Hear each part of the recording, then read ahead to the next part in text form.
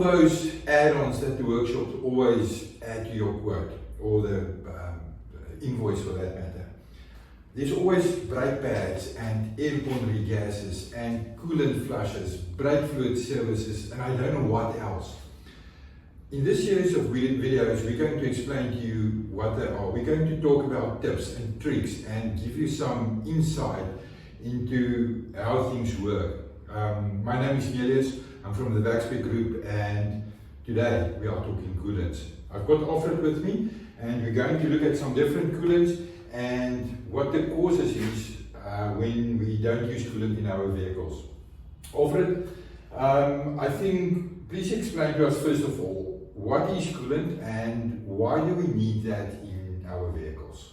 Okay, so coolant is used for a couple of things. First of all, it helps the cooling of the vehicle. It protects the engine on the inside. It helps with vehicles not rusting on the inside. And even in extreme cold conditions, it helps the water not to freeze up. Okay, fantastic. Now, are all coolants created equally? I know that for VW, Audi, Porsche, for instance, we have a certain one that we have to use. We call it G12, and it's a well-known coolant for the German brands. But some other German brands use what we call G11. What is there any difference? Why do we need to stick to the manufacturer's prescription? Okay, so basically the main ingredients is the same, but the additives is specified for manufacturers, and that's why they ask you to use a specific one for the vehicle. Okay, so just to show you guys this, what we have here is what we call the G12.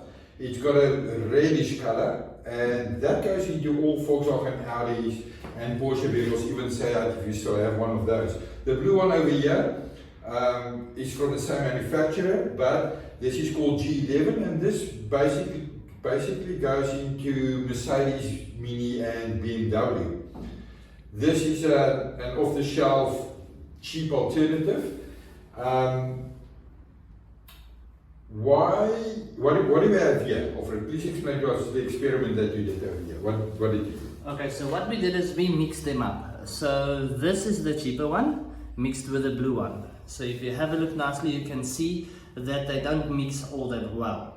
Then we use the red one with the cheaper one, and you end up, you see with this, then the cheaper one lies on top, so it's not mixing proper. And then what we did right at the end is we mixed all three of them together. So you'll see what we've done is we actually added the green one first, and then the blue, and then the red one. So what happened is all of them sat down, and the cheaper one is lying on top, which is not mixing with anyone at all. Okay, so basically what happens is you get to the fueling station and you ask them to top up your coolant, and they just throw anything in there. They don't mix up. What happens then? Okay, so if the product is not mixing proper, the car's not gonna cool down, heat up, and do the work that it's supposed to do. The mixture is just not set for the vehicle. And that can lead to engine damage. Yes, overheating. Even including the water pump failures. Okay. I've got a couple of water pumps here, we'll go through it now, and I can show you what happens if a vehicle is running with antifreeze and which ones is not. Please do, go ahead, let's see. Okay, so on this one, this is a new water pump. See, everything is still nice, looking good. And then you've got a water pump that's been running in antifreeze, which is replaced, and it's still in a good condition. Then you get to vehicles that's not, like this specific one, did not have any antifreeze, and this was just clean water. And then it just corrodes everything away. So this is another vehicle's one.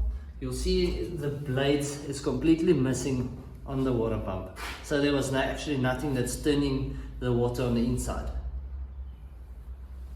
Okay, so basically we will have no coolant flow inside the vehicle, inside the cooling system of the vehicle. It basically doesn't pump. That's correct. So this vehicle was overheating. Okay, fantastic, guys. There you have it. I think in short, we understand now that it's important to stick to what the manufacturer says we must put into our vehicles.